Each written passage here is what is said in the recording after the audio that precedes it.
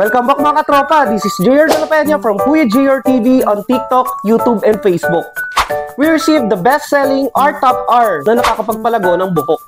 Pwede ito sa bigote. Ito nga isa sa mga sikreto ko kung bakit makapal yung kilay ko. Pahid mo lang dyan. R Top R, Moroccan Hair Essential Oil.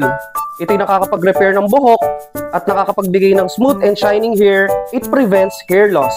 Siyempre, nakakapagpatubo ng buhok. Available nga pala ito sa iba-ibang sizes. Merong 20 ml at meron ding 35 ml.